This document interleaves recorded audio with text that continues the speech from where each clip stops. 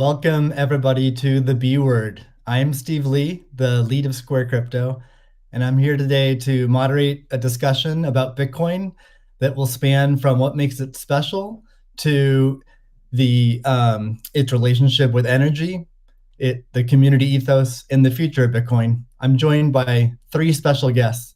The first is Kathy Wood, founder, CEO, and CIO of ARK Invest. Next is Elon Musk, techno king of Tesla and chief engineer of SpaceX. And finally, Jack Dorsey, CEO of Square and CEO of Twitter. So we have a lot to talk about today. So let's get to the talk and get right to it. I'm going to start off by asking each of you a question, which is what's shaped and influenced your views on Bitcoin? And let's start with Kathy. Okay, Steve, thank you. Well, the first thing was our focus on disruptive innovation. So starting in 2011, Brett Winton, our director of research, who I know will be on the program later, he started talking about this thing called Bitcoin at the time. And it was a curiosity as we were doing our brainstorms in research. But as we learned more about this open source ecosystem, that might fulfill the role of the payment system that the internet neglected to build into the system, not expecting commerce. We thought, this might be something. And then I became even more interested when I realized that my economics would come into play as well here. And Art Laffer, my mentor from USC, and a monetary scholar. In 2014, I asked him if he would collaborate on a paper on Bitcoin. And he was a bit of a naysayer at first, but agreed to read the paper. He read the paper, tore it up, and from an economics point of view, really wanted to understand this. And he said, I think you got something here. This is a rules-based monetary system. I've been waiting for this for my entire career. So the combination of disruptive innovation generally, economics on top of that, and the huge misunderstanding out there as to what this is, that was intriguing and launched our research effort. Thank you. Elon, what's influenced your views on Bitcoin? Well, I've thought about money for quite a while, obviously since the PayPal days. And then the companies that preceded that, X.com, which I created, and Confinity, which Peter Thiel, Max Levchin, Luke Howry, and others created. We combined the companies and made PayPal. So I've been thinking about money for a long time. And really, it's best to think of money as an information system, primarily an information system for labor allocation. For practical purposes, it exists in a series of heterogeneous databases, like very different databases in bank mainframes around the world. It moves quite slowly in reality. It may seem to move fast sometimes, and it does with PayPal, which is real time. But the vast majority of the systems out there are batch processing. So the actual reconciliation may take 1 to 5 business days, sometimes longer. And you have the ACH system, which is ancient and still in operation, which allows transfers effectively like a check would be an ACH transfer, but it's not secure. And you've got the credit card systems, which are also not secure. It would be like handing your username and password to a stranger in a restaurant if you buy a meal. So there's definitely an opportunity for something that is better from an information theory standpoint. So and there you can think of it like data on a network. I think is the way to view it. What has the most throughput? What has the least error? What drops the fewest packets? Fraud, for example, being a source of error. And government interference in currencies being a source of error. But it's fundamentally an information system. So I think it makes sense to support something that improves the quality of information with which we conduct the economy. And Bitcoin is a candidate for that. It does, I think, some things Well, and it's obviously it's evolving, and there are additional things like Lightning being done on top of Bitcoin. Um, but Bitcoin per se is mostly solving for scarcity, or rather solving for uh, essentially having no throat to choke, decentralized. So there's no one who can be coerced in any way to empty their Bitcoin account. Well, I guess they could technically, but on an individual basis, but the system as a whole cannot. Um, and it has an open ledger, which is also quite good. But transaction volume is low. Transaction cost is high, and usability for the average person is not yet very good. But it has a lot of potential. And I should say that, like, I'm not, and I apologize for taking a long time, but there certainly is a lot to say. In general, I'm a supporter of Bitcoin, and the idea of cryptocurrency in general.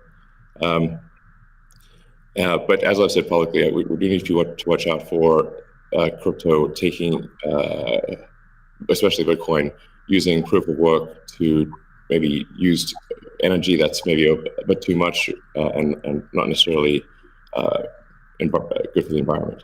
So, but on balance, I support Bitcoin, and I'm not an investor. The only publicly traded stock I own is Tesla, and the only significant thing I own outside of Tesla is my SpaceX stock that could help create both companies. So, but apart from that, I do own Bitcoin, and Tesla owns Bitcoin, SpaceX owns Bitcoin, and I do personally own a bit of Ethereum and Dogecoin, of course.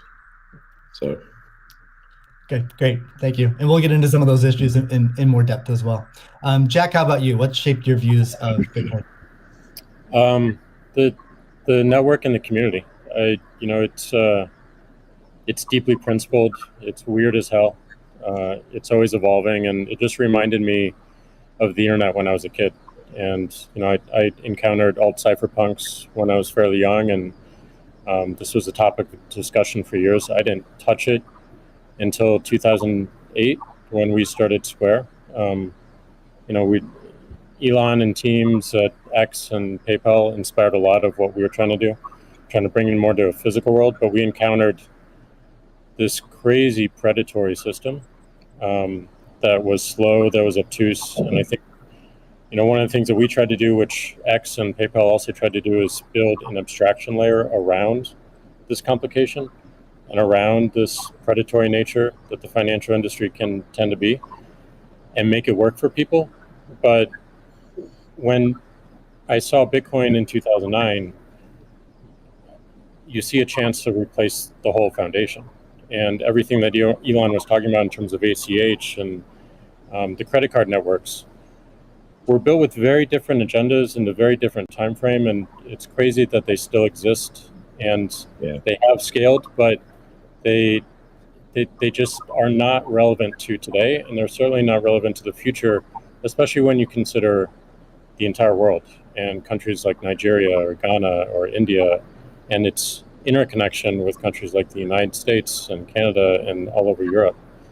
So what really drove my thinking and drives my passion around it is, like, if the internet gets a chance to get a native currency, what will that be? And to me, it's Bitcoin, because of those principles, because of that creation story, because of its resilience, because of the number of tests it's been. But what inspires me the most is just the community driving it. It just reminds me of the early internet. It's the only reason that I have a career, because I learned so much from people like who are building Bitcoin today, and I continue to learn in that sense, and I'm so grateful for it. So that's a good segue into the next question I'd like to ask you, Jack. Is you said before that Bitcoin changes everything. Can you speak more to that? Well, I just think that a lot of what we experience in life, when you really get down to the foundation, a lot of our monetary policies, a lot of our monetary systems cause so much distraction and so much cost. And when you get to a system where you have the potential for people to truly own it, they can verify it themselves. You don't have to have trust going in. You don't have to trust it at all. You can verify it through source code or whatever your appetite is, and that any particular person can help drive the future of it. And at the same time, it's not controlled by any state. It's not controlled by any bank. It's not controlled by any corporation. And these three parties of people who participate in the network, people who mine, and also the developers, constantly debating the correct roadmap and the way forward, is a beautiful thing. And I don't know of many other consensus-based models that have existed at that scale for this long with this amount of success. And we're still fairly early. So when, I met a woman in Ethiopia 2 years ago, and she was trying to create the lift for Ethiopia.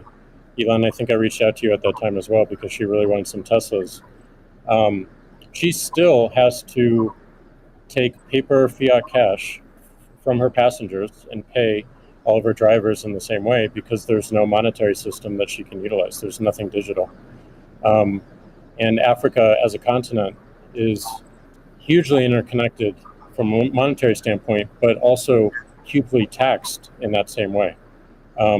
So a lot of the potential that I see, the internet having a native currency helps her build her business in a much faster way. And also, if you consider something like Bitcoin existing before YouTube, before Twitter, before Facebook, a lot of the business models that we have today would not be the same. We would certainly not have the dependency we have upon the advertising business model if Bitcoin existed pre-Twitter. And I think the amount of business models that it enables, the amount of innovation it enables going forward, especially when you can consider the whole internet instead of going country by country by country by country, which you have to whenever you're dealing with finance, it really just opens the aperture.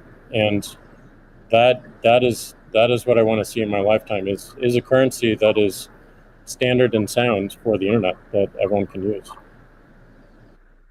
Great. A hallmark of Bitcoin is its fixed supply of 21 million coins. Elon referenced that earlier. It may be the first system that humans have created that humans cannot later change. Kathy, I'm curious, with your background in monetary history and macroeconomics, what are your thoughts on that type of system? Oh, well, I'll recount the story about Art Laffer and our going through the paper, and he said, as I said, first rules-based monetary system, global, ever. This is a very big idea. Once we had convinced him of the ecosystem itself.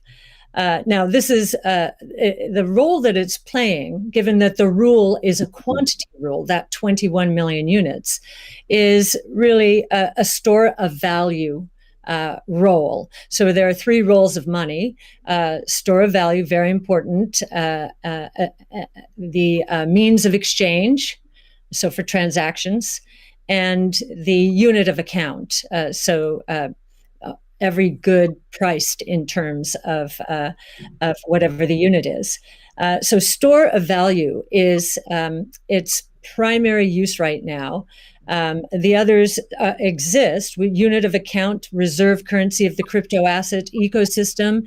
That's being seeded a little bit towards stable coins right now. But the store of value is a very big role. And means of exchange with apps built on top of the Bitcoin blockchain, we think is going to become more of a reality. Right now, high value transactions take place over Bitcoin, and that is a very useful role.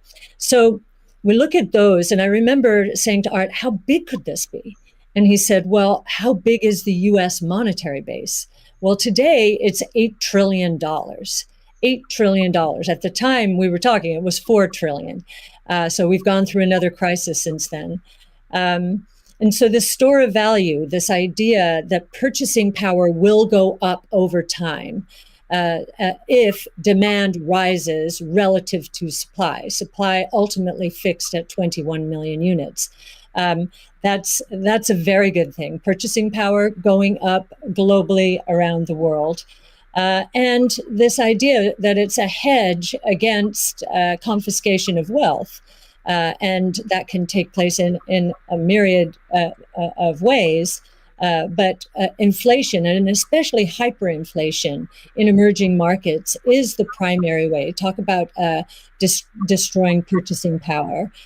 So that's a very big idea. And I'll also mention deflation. In some ways, it's a hedge against deflation. I know some people are confused that we at ARC think that we're in a deflationary environment here in the United States. If that is true, the odds of a hyperinflation in the rest of the world, especially in emerging markets, is also true. So, but this deflation, and we learned from 0809, there's counterparty risk associated with deflation. And I think Bitcoin would be a hedge against that eventuality as well. So it's a very big idea. Right. I suspect among us, there's not a lot of debate about Bitcoin's potential as a store of value.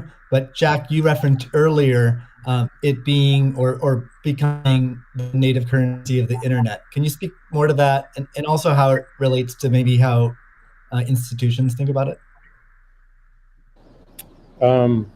Yeah, I mean, like just simple example. If I happen to be in Ghana and my family's in Nigeria, currently I can take anywhere from and I need to send money back.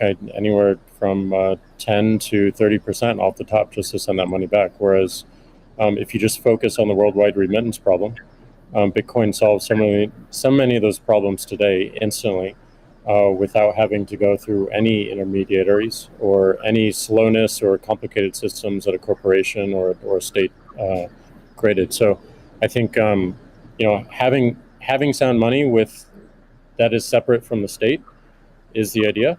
Having it completely verifiable by everyone, including the state, including corporations, including individuals, including developers who want to build on top of it, is quite powerful, and that's what keeps it secure and strong. And I think that's we need more of that, which is why this one of the reasons why this conversation is so important is as entities come into the space, it's not just buying an asset and holding on to an asset and treating it as an investment. There's something special that created this, and something precious and something very unique, which has to be protected, and we need to do whatever we can to help that thrive as well.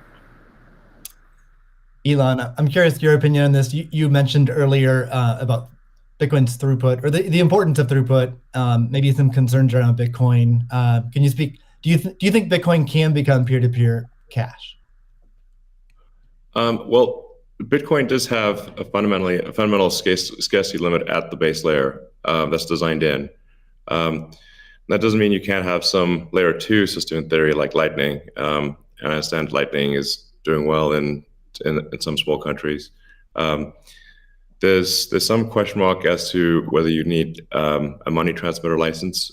Just a debate as to whether that's needed, given that it is not open ledger.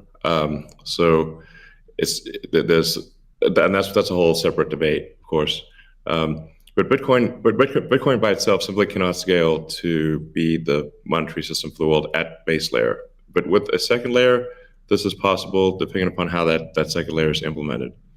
Yeah, that's part of why I think there may be some merit to something that may seem silly, like Ethereum, like Dogecoin. I think Ethereum also, like I said, the three things I own outside of SpaceX and Tesla, and obviously it's Neuralink and Boring Company, but of any significance are Bitcoin by far, and then some Ethereum and some Doge.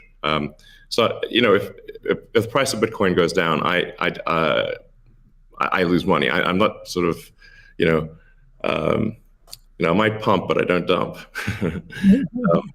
So it's not a case of I definitely do not believe in in getting the price high and selling or anything like that. And I would like to see Bitcoin succeed. I think there's some merit to this is not a slam on Bitcoin. There's some merit to considering something that has higher max transaction rates and a lower transaction cost, and kind of seeing how far you could take a single layer network where the exchanges act as a de facto second layer. I think you can probably take that further than people realize, and as bandwidth increases over time, latency decreases. SpaceX's Starlink is actually playing a role in this, and I think long term people will probably have, access to worldwide access to gigabit level connectivity at low latency, and so at low cost. And so then, your base layer could do a lot of transactions if you take that into account. So yeah, but like I said, Bitcoin with a layer 2 system, so they could scale to do a vast number of transactions. Same goes for Ethereum. Question about the scaling at the layer 1. The concern from the past 5 years of debate in the Bitcoin community is that would sacrifice too much decentralization and hurt the censorship-resistant properties of Bitcoin. I'm curious if what are your thoughts on that? Are you sensitive to that? And are you concerned about losing some of the special properties of Bitcoin or another cryptocurrency by scaling at layer 1? Yeah, I mean, these things it's helpful to use the physics tools of thinking and say, scale up, scale down, and see if it still makes sense. So if scaling up the transaction block doesn't make sense, why don't you scale it down?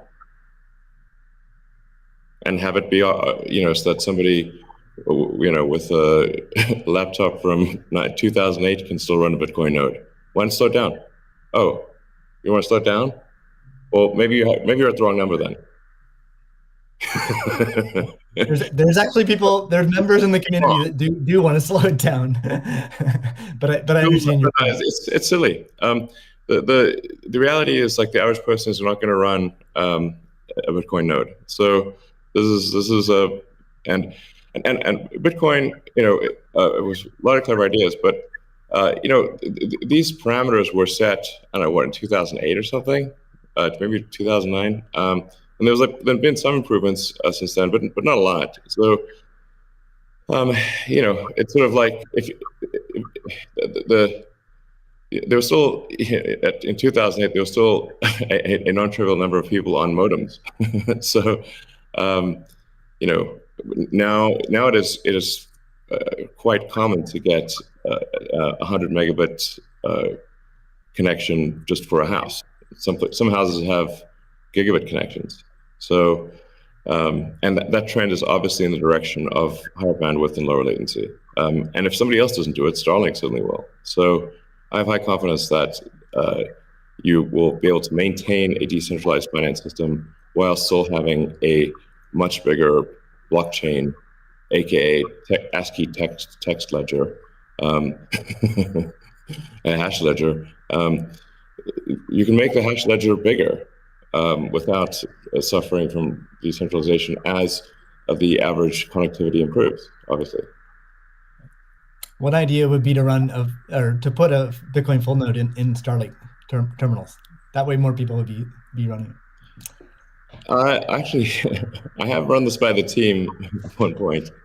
I had this idea, which is kind of off the wall, but let's say you need a little space heater. And normally your space heater would just be pure entropy. Well, what if that space heater was also a Bitcoin, Ethereum, Doge mining node? Pick your currency. And so then you'd be heated up, and you would also mine your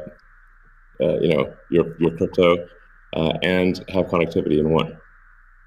I love that idea. Yeah, I mean, better than running a space heater. Absolutely. Are there any other so you're drawn to Dogecoin a little bit. Are there any other gaps in Bitcoin that you see that cause you to be drawn towards Dogecoin? Oh, I think, I mean, I think there's a, Doge has the Doge community. I think is somewhat irreverent, obviously, and has great memes and loves dogs, and I love dogs and memes, and it doesn't take itself too seriously, and I think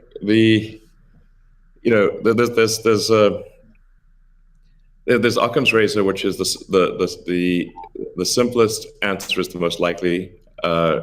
It's a summary of Occam's razor. The simplest answer is the most likely one. Then there's a friend of mine came up with a variant on that the most ironic outcome is the most likely one. And then I have a variant on that, which is the most entertaining outcome is the most likely one.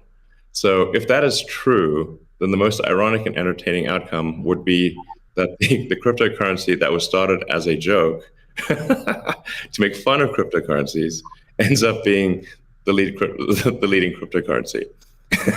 That would be the most ironic outcome. Jack, what are your thoughts on that? Is Bitcoin resilient enough to overcome that? I think it's resilient, but also I think like you find, I mean, that's what attracts me to Bitcoin in the first place is the irreverence. A lot of that just brings it forward, and at first go it makes it a little bit inaccessible, but as people get into it, it makes it more accessible and more spreadable. And I absolutely think the resilience is there. I think it's important to have fun as well, and anyway folks can express themselves. I think that goes back to the main idea of like how do we create a native currency for the internet? Anything that goes towards that path. Like that's whatever wackiness or fun we can have along the way. That's going to make it a lot more enjoyable, and it's going to make a lot more people want to use it. I'd also point out there's nothing stopping someone from creating a Bitcoin wallet that's like fun and has memes, has dogs. That's possible as well. Great. Let's move on right now at this point. Let's move on to the next topic, which is Bitcoin and energy. It's a really hot topic that lots of people are talking about. Let's start with Elon. You've been vocal on this. You've said that. I mean, you said many things about it. You've also said that Tesla will resume payments in Bitcoin payments if the renewable energy is approximately 50% and sort of looks like it's on a positive future trend. What do you think the state of things are with respect to that? Yeah, so I do think that there appears to be a positive trend in the energy usage of Bitcoin. Actually, part of this is due to the drop in Bitcoin price. I mean, what I observed, or what I thought I was seeing, there may be some disagreements on this, but from when Tesla announced that it had acquired Bitcoin and was doing Bitcoin transactions, there was a massive run-up in the Bitcoin price. And also a massive increase in the amount of energy used to mine Bitcoin. And I think I understand renewable energy quite a bit. I mean, Tesla does solar and interacts with a lot of wind generation through our mega pack, because basically need to store energy from wind and from solar. So we're pretty plugged into the renewable energy industry. And there's just no way that you could basically double or triple the amount of energy in such a short period of time with renewables. You could shovel coal that fast. And so I was like, look, this is too sketchy. Tesla's mission is accelerating the advent of sustainable energy. We can't be the company that does that and also not do appropriate diligence on the energy usage of Bitcoin. So all I did was I said, look, we're going to suspend Bitcoin transactions for now. We're not selling any Bitcoin, nor am I selling anything personally, nor is SpaceX selling any Bitcoin. Again, I want to emphasize SpaceX, Tesla, and I own Bitcoin. I also own a little bit of Ethereum and Doge, but the companies just own Bitcoin, and the Bitcoin that I own is worth much more than the Ethereum or Doge. So clearly, if I'm if these actions negatively affect me financially, if I was purely financially motivated, then I would not express this reticence about Bitcoin energy usage. Now, it looks like Bitcoin is shifting a lot more towards renewables, and a bunch of the heavy-duty coal plants that were being used, unequivocally being used, this is not a question mark, have been shut down, especially in China. So I think it's probably, and we want to do a little bit more diligence to confirm could confirm that the percentage of renewable energy usage is most likely sort of at or above 50%, and that there is there is a trend towards increasing that number, and if so, then Tesla will resume Bitcoin, accepting Bitcoin. Yeah, so I think we want to just do a little bit more diligence, and I think, but most likely the answer is that Tesla would resume accepting Bitcoin, most likely. That's Steve, great to hear. I would Steve, agree with that. Kathy? Yeah, may I ask a question? Elon, I'm not quite sure if you saw the paper that Square and ARC did together on making Bitcoin mining a part of a utility, a broad-based utility ecosystem, whereby, the overage from sunshine or wind powers the Bitcoin mining machine, thereby enabling the proliferation of renewables to a much faster extent or at a faster rate than otherwise would be the case. What do you think of that? Well, the problem is that in order to operate so-called mining or hashing rigs, in order to operate a bunch of hashing rigs, effectively, you have to run them 24/7, which means you need base load. You can do that with solar and wind plus battery, but if you only did it based on solar or wind overage, your hashing rig utilization would be much less. So you'd be at a disadvantage. Sure, hydro or geothermal are great as renewable means. I'm also pro nuclear. I think modern nuclear power plants are safe, contrary to what people may think. I really think it's possible to make very, very extremely safe nuclear. I'm talking about fission. You don't need fusion. And then, of course, fusion. You just got that big fusion reactor in the sky called the sun. It comes up every day. But I think a combination of solar and wind plus stationary storage will get you that base load, so you can run hashing 24/7. Okay. Jack, I'm curious. You've stated that Bitcoin incentivizes renewable energy. That's what we're talking about now. Do you have any additional thoughts on that? Yeah, I mean, everything that Elon said and Kathy mentioned, but it's also incentivizing a lot of innovation in just energy space and just like looking at unused energy. There's a company called Great American Mining that caps the methane flares on oil fields to power their rigs. And you just imagine, and you mentioned nuclear, Elon, as well, and just imagine all the unused energy that is just being wasted every single day. And being able to get that energy and converting it into a secure, sound money system for the planet feels like a worthy trade-off. And that's the sort of incentive that I think is most powerful, is like, how do we reuse what is being currently just dumped on the ground and wasted and not considered, and how do we do that at scale? And I think that's a bigger conversation that I think is missing. But I agree with everything that Elon has said, and also the paper we put forth. I'm curious if any of you have thoughts on how what the industry can do to accelerate the transition to renewable energy. And like Elon specifically, could Tesla Energy or Starlink play a role? Well, I think Tesla can play a role. Tesla's literal reason for existence. The reason I've put so much of my life energy into Tesla, which is a lot. In fact, I would say that I've had some pretty tough life experiences, and Tesla is responsible for probably 2/3 of all personal and professional pain combined. Just to give you a sense of perspective there. So this is a hella hard situation.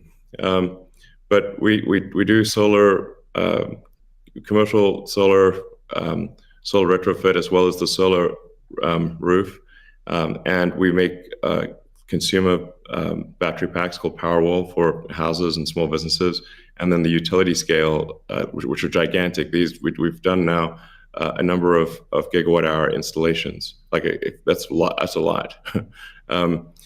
And a lot of them actually have been for load leveling the grid. Mostly they are, and combined with the first really big one we did, which is 100 megawatt installation in Australia. That's actually helped stabilize a huge portion of the South Australian grid, because it's able to react so fast.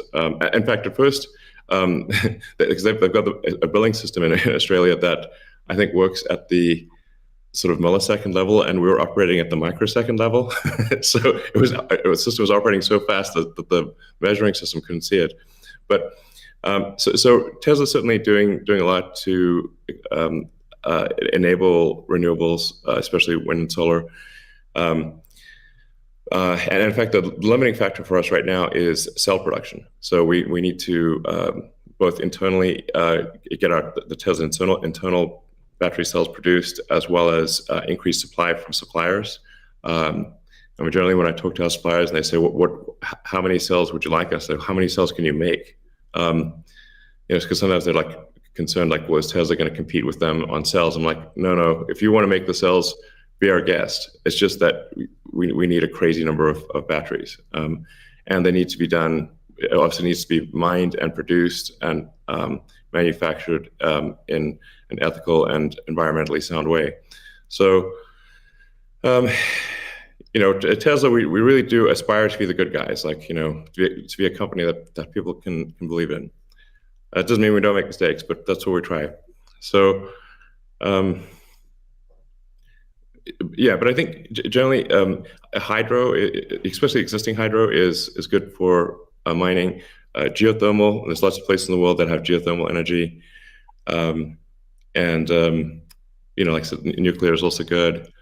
I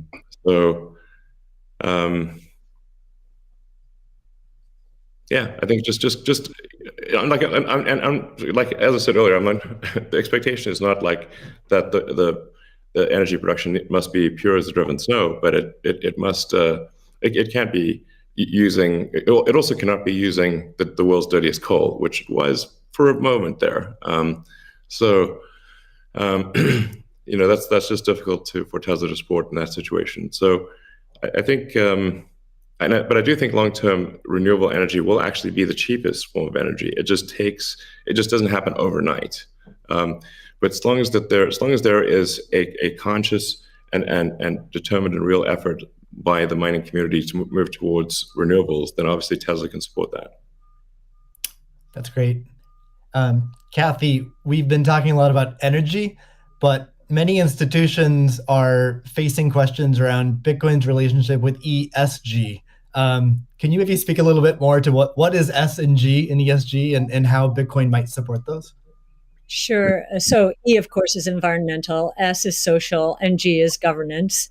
And there is a massive movement afoot in the institutional world, especially, to embrace ESG and make sure that their asset managers are doing the same. So if we've just talked about environmental, and I really do believe that Bitcoin will be much more environmentally friendly, certainly than traditional gold mining or the traditional financial services sector. In many ways, it already is, and it's just going to get better that way.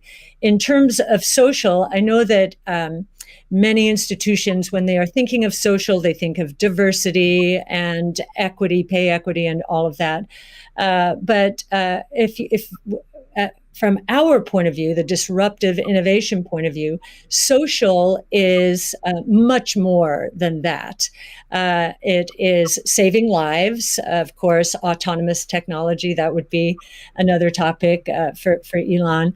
But in this case, allowing access to payment technology, as Jack is saying, everywhere around the world without friction. And just back to the remittance example, I think if I've got these stats correctly, there are certain countries in the world that are incredibly dependent on remittances for GDP. Tonga, 37%, El Salvador, which just deemed Bitcoin legal currencies, 24%, Nepal, 24%. And I think the remittance industry globally, roughly 700 billion. So saving people these egregious fees, think about it, you're paying anywhere from 8% to, as Jack said, 30% of your $100 that you're sending back to your family. That is social responsibility, I would submit, as is just the economic empowerment that Bitcoin will enable. We've talked about that already. And I know that Alex Gladstein is going to be talking later about, the 4.3 billion people in the world who are hostage to authoritarian regimes, or the 1.3 billion who are living in double-digit and triple-digit inflation, if not more. Saving them from the destruction of their purchasing power certainly is a noble social goal. So we expand social to be much more than the traditional ESG community. And then on governance, you've got the transparency of the ecosystem. It's completely transparent, unlike the opaqueness of financial systems and the toll takers in the traditional financial world. And I think a huge part of governance in the Bitcoin ecosystem are the Bitcoin core developers. Now, before I met them, and I've had the pleasure and the honor of meeting many of them, that was a part of this ecosystem I didn't understand. But actually getting to sit down and talk to them, if I have a learning curve need, it certainly is on the technology side. But in terms of talking to them about economics, economic theory, failed monetary regimes historically, they know economic history, many of them, better than anyone I've ever met. So that gives me a great degree of confidence that, they do believe they are on a noble mission. They could be paid a lot more than they're being paid right now if they worked at Google or Facebook or some of these other areas. But they've chosen, this sense of purpose for a noble goal. And they have incredibly strong technology backgrounds. As well as a good understanding of economic history, especially monetary history. And it gives me a great deal of comfort as I think about the governance of the ecosystem, much more so than I think we would find in other financial ecosystems. And just to give you an example of that, I think 2 years, we were talking about,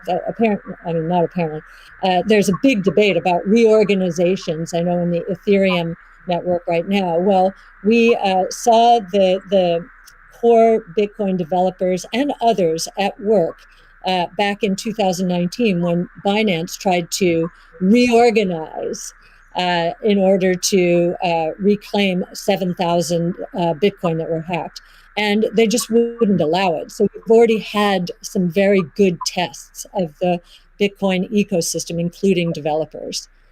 So that would be my answer, Steve. Thank you. And it's a great transition to the next topic area, which is Bitcoin ethos. And what is Bitcoin ethos? I mean, Bitcoin was born as open source and it's very transparent. There's also a staunch defense from the community around decentralization and a lot of